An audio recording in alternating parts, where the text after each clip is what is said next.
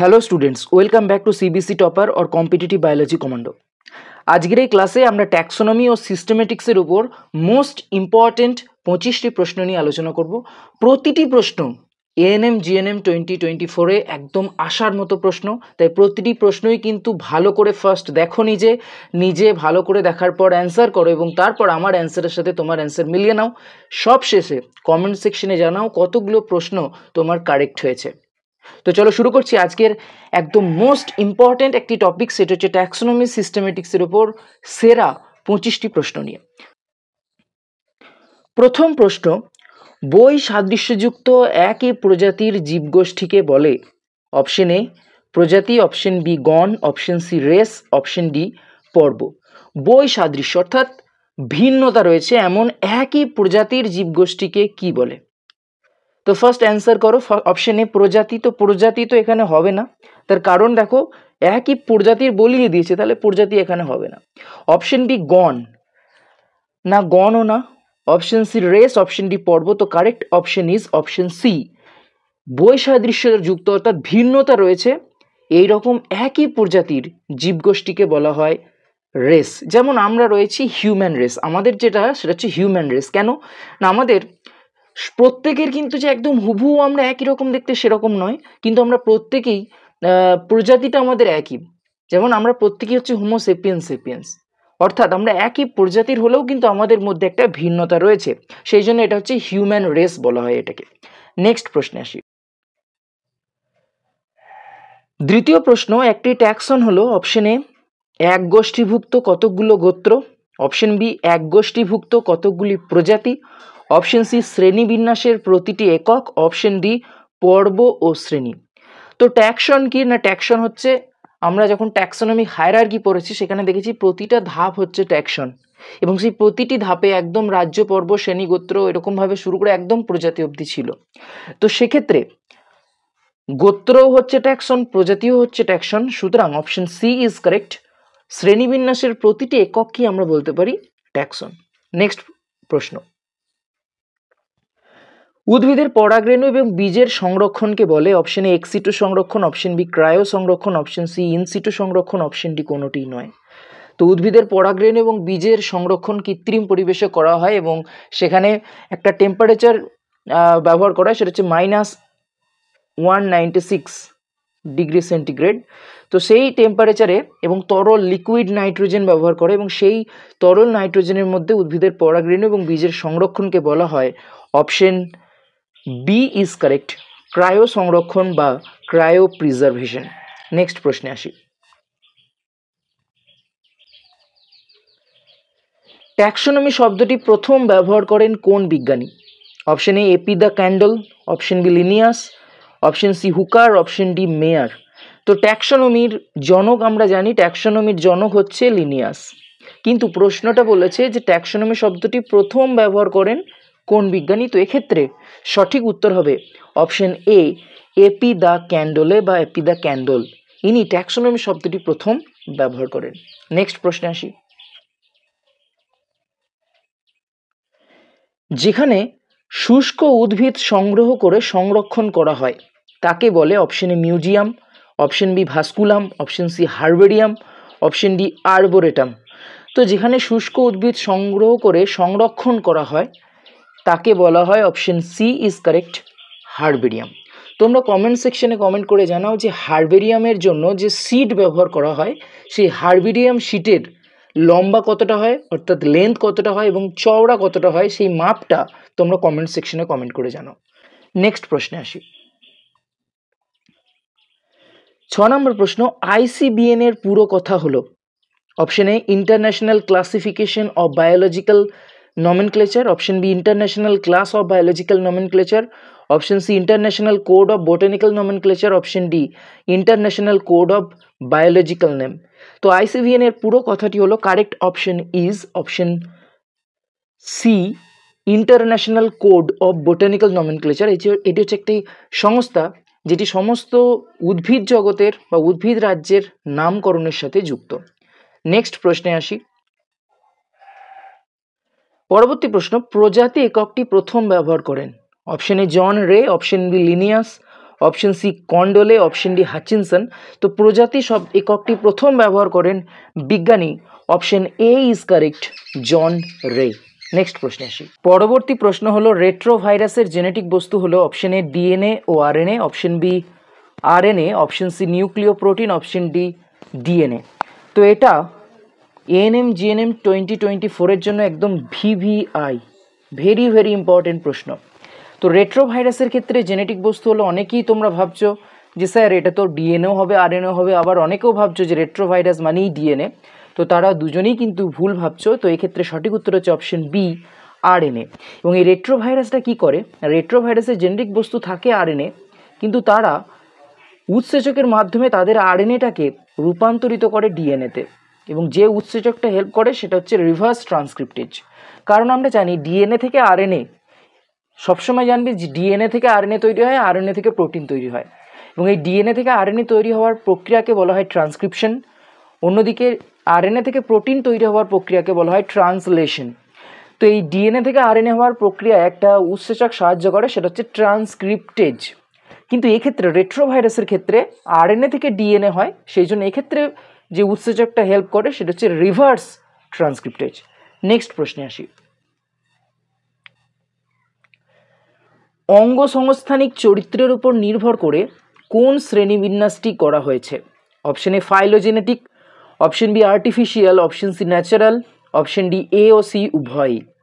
তো দেখো একটা জিনিস আমি বলি, তো ক্লাসিফিকেশনকে আমরা প্রধানত তিনটে বিষয়ের উপর ভিত্তি করে করা হয়েছে আমরা দেখেছি। একটা কি, একটা হচ্ছে ন্যাচারাল বা প্রাকৃতিক বিষয়বস্তু।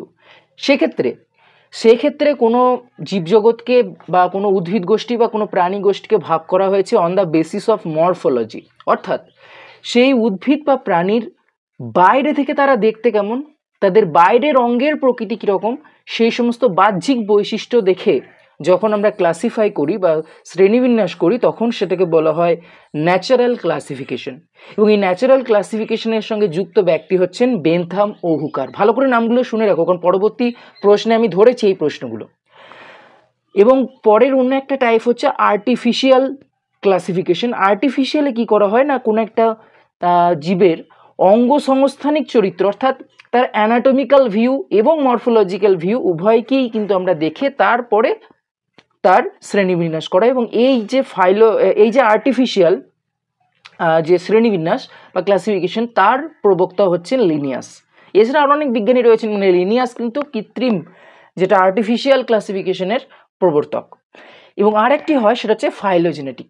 ফাইলোজেনেটিক মানে এটা হচ্ছে সবথেকে বেশি অ্যাডভান্স ক্লাসিফিকেশন। এবং এটি কী জন্য করা হয় না, এটি তোমার কোনো একটা জীবের বিবর্তন কিভাবে হয়েছে, অর্থাৎ তার পূর্বপুরুষরা কিভাবে তাদের মধ্যে পরিবর্তন ঘটেছে তার উপর ভিত্তি করে ক্লাসিফাই করা হয়। এবং এক্ষেত্রে যে ফাইলোজেনেটিক ক্লাসিফিকেশনের প্রবর্তক বলা যেতে পারে বিজ্ঞানী হাচিনসন। তো এই রিলেটেড প্রশ্ন আমরা পাবো, তো ভালো করে দেখো। তো এখানে অঙ্গসংস্থানিক চরিত্রের উপর নির্ভর করে কোন শ্রেণীবিন্যাসটি করা হয়েছে, অবশ্যই option B is correct, artificial. Next, ট্যাক্সোনমিতে কি শব্দটি ব্যবহৃত হয়? KEY, কি বা ট্যাক্সোনমিক চাবি বলে। তো ট্যাক্সোনমিতে কি শব্দটি ব্যবহৃত হয়? অপশন এ শনাক্তকরণে, অপশন বি নামকরণে, অপশন সি শ্রেণীবিন্যাসে, অপশন ডি দ্বিপদ নামকরণে। তো ট্যাক্সোনমিতে কি শব্দটি ব্যবহার করা হয়? অপশন এ ইজ কারেক্ট, শনাক্তকরণে। নেক্সট প্রশ্নে আসি। ন্যাচারাল শ্রেণীবিন্যাসের প্রবর্তক হলেন, আমি একটু আগেই বললাম যে ন্যাচারাল শ্রেণীবিন্যাস বা প্রাকৃতিক শ্রেণীবিন্যাসের প্রবর্তক হলেন option A Hutchinson, option B Bentham, option C Hooker, option D Bentham ও হুকার। তো এক্ষেত্রে সঠিক উত্তর হচ্ছে অপশন ডি, বেনথাম ও হুকার ন্যাচারাল শ্রেণীবিন্যাসের প্রবর্তক। নেক্সট প্রশ্ন, উদ্ভিদের জাতিজনীগত বা ফাইলোজেনেটিক শ্রেণীবিন্যাস করেন? Option A Mayr, option B Simpson, option C Hutchinson, option D Candolle. তো উদ্ভিদের জাতিজনীগত বা ওই যে বললাম বিবর্তনগতভাবে যে পূর্বপুরুষরা কীভাবে বিবর্তিত হয়েছে তার উপর ভিত্তি করে ক্লাসিফিকেশন। তো এক্ষেত্রে শ্রেণীবিন্যাস করেন option C is correct, Hutchinson. Next প্রশ্ন, পরবর্তী প্রশ্ন, ভাইরাসের বাইরের প্রোটিন আবরণকে কি বলে? Option A virion, option B viroid, option C capsid, option D কোনোটি নয়। তো প্রথমে জানতে হবে যে একটি ভাইরাস কি কি অংশ নিয়ে গঠিত। তো ভাইরাস দুটি প্রধান অংশ নিয়ে গঠিত, একটি হচ্ছে জেনেটিক বস্তু এবং আরেকটি হচ্ছে প্রোটিন। এবার এই যে জেনেটিক বস্তু, এটি কিন্তু ভাইরাসের ক্ষেত্রে আরএনএও হতে পারে, সেটি ডিএনএও হতে পারে। যেমন আরএনএ যুক্ত একটি ভাইরাস হচ্ছে তোমার করোনা ভাইরাস, একইভাবে ডিএনএ যুক্ত একটি ভাইরাস হচ্ছে তোমার কলিফ্লাওয়ার ভাইরাস। এখন প্রশ্নে আছে যে ভাইরাসের বাইরের প্রোটিন আবরণীকে কি বলে? Option A virion, option B viroid, option C capsid, option D কোনোটিই নয়। তো এক্ষেত্রে সঠিক উত্তর হচ্ছে অপশন সি ক্যাপসিড। প্রোটিনের বাইরের আবরণীকে বলা হয় ক্যাপসিড। তাহলে ভিরিয়ন কি না? ভিরিয়ন হচ্ছে সংক্রমণযোগ্য ভাইরাস কণাকে বলে ভিরিয়ান। ভাইরয়েড কি না? ভাইরয়েড হচ্ছে যখন কোনো একটা ভাইরাসের ক্ষেত্রে জেনেটিক বস্তু আরএনএ এবং তার কোনো প্রোটিন কোড নেই এবং সেই আরএনএটাই কিন্তু রোগ সৃষ্টি করছে, তখন তাকে বলা হয় ভাইরয়েড। নিচের নেক্সট কোনটি সঠিক বিবৃতি নয়? কোনটি সঠিক বিবৃতি নয়? অপশনে হার্বেরিয়ামে শুষ্ক চাপ দেওয়া ও সংরক্ষিত উদ্ভিদ নমুনা থাকে। অপশন বি সংগ্রহালয়ে উদ্ভিদ ও প্রাণীর শুধু ছবি থাকে। অপশন সি বটানিক্যাল গার্ডেনে জীবন্ত উদ্ভিদ সংকেত সূত্র হিসেবে থাকে। অপশন ডি নমুনা সংরক্ষণে কি কেইওয়াই একটি শ্রেণীবিন্যাস সংক্রান্ত সহায়ক বিষয়। তো দেখো সঠিক বিবৃতি নয় হচ্ছে এক্ষেত্রে সঠিক উত্তর হচ্ছে অপশন বি, যে সংগ্রহালয়ে উদ্ভিদ ও প্রাণীর শুধু ছবি থাকে না। শুধু ছবি থাকে না, ছবির সাথে ছবি থাকলেও তার সাথে কিন্তু উদ্ভিদ ও প্রাণীর নমুনাও থাকে, এবং সেটা শুষ্ক অবস্থায় থাকতে পারে, সেটি জীবিত অবস্থাতেও থাকতে পারে। নেক্সট প্রশ্ন, শ্রেণীবিন্যাসের প্রাথমিক একক হলো? অপশন এ গণ, অপশন বি প্রজাতি, অপশন সি পর্ব, অপশন ডি গোত্র। তো শ্রেণীবিন্যাসের প্রাথমিক একক হলো অপশন বি ইজ কারেক্ট, প্রজাতি। নেক্সট, টোটোনিম হলো কোনো একটি বিষয়ের অবৈজ্ঞানিক ব্যাখ্যা। অপশন বি সাধারণ নামের বৈজ্ঞানিক নাম হিসেবে ব্যবহার। অপশন সি ল্যাটিন অক্ষরে নাম লেখা। অপশন ডি গণ ও প্রজাতির একই নাম। তো টোটোনিম হচ্ছে যখন কোনো জীবের বিজ্ঞানসম্মত নামের গণ ও প্রজাতি এক হয়, তখন সেই বিজ্ঞানসম্মত নামকে বলা হয় টোটোনিম। যেমন উদাহরণ হিসেবে আমরা বলতে পারি যে কাতলা মাছের বিজ্ঞানসম্মত নাম কাতলা, এটি হচ্ছে একটি টোটোনিমের প্রকৃষ্ট উদাহরণ। নেক্সট, মডার্ন ট্যাক্সোনমির জনক হলেন? Option A Aristotle, option B Linnaeus, option C Theophrastus, option D Mendel. তো মডার্ন ট্যাক্সোনমির বা আধুনিক ট্যাক্সোনমির জনক হলেন option B is correct, Linnaeus. Next প্রশ্ন, লিনিয়াস প্রাণী প্রজাতির উল্লেখ করেন কোন গ্রন্থে? Option A Species Plantarum, option B Systema Naturae, option C Naturalis Historia, option D A ও বি উভয়, অর্থাৎ স্পিসিস প্ল্যান্টেরাম এবং সিস্টেমা ন্যাচুরি। তো প্রাণী প্রজাতি বলেছে, তো প্রাণী প্রজাতির উল্লেখ করেন তিনি যে গ্রন্থে, সেটি হচ্ছে অপশন বি ইজ কারেক্ট, সিস্টেমা ন্যাচুরি। অন্যদিকে যে স্পিসিস প্ল্যান্টেরাম, সেখানে কিন্তু তিনি উদ্ভিদ প্রজাতি নিয়ে কথা বলেন। নেক্সট প্রশ্ন, অঙ্গসংস্থানগতভাবে একই প্রকার দুটি পপুলেশনের জনন কার্য পৃথক হলে তাকে বলে? অপশন এ প্রজাতি, অপশন বি সিবলিং প্রজাতি, অপশন সি কিস্টোন প্রজাতি, অপশন ডি সবগুলি।